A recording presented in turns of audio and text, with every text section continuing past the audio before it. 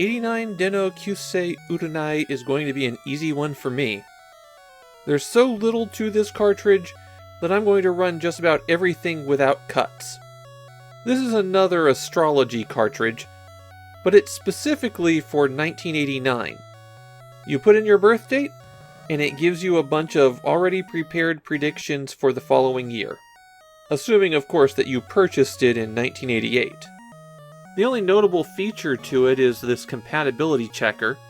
You put in the birth date and gender of your love interest, and it tells you how compatible they are. But the game infamously contains a bit of homophobia. If you put in a lover that's the same gender as you get this static screen, a picture of two men or two women kissing, and then this guy telling you it's not allowed. So even without that, and even if you believe in astrology, this cartridge is absolutely useless.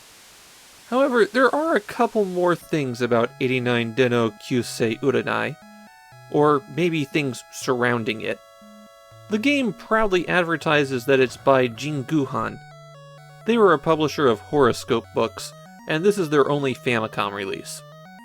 The cartridge is pretty infamous among Famicom fans. The price upon release was 9,800 yen. Thanks to the nearly flat inflation Japan has had since the 90s, that's roughly 11,500 yen today, and with the weak yen, that's $103 at the time of recording. So this Famicom cartridge, that was the equivalent of a $2 supermarket checkout line astrology guide, costs over $100. The only software on the Famicom that we've seen that approaches those prices are the big strategy games that come over from computers. This cartridge was not worth it, even remotely. And as a result, it sold very poorly, which has made it a bit rare to pick up on the aftermarket.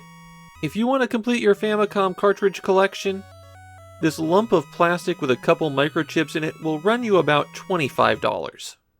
At least I have the excuse of doing a video series documenting all of the Famicom cartridges. Otherwise, 89 Dennou Kyuusei Uranai is a great example of why you don't collect complete sets for systems. You wind up paying too much for garbage like this. There's one more distinctive feature here, and that's the use of kanji. The sheer quantity of characters in the kanji set made it very difficult to use in Famicom games. All of the graphics for those characters got to be very expensive very quickly.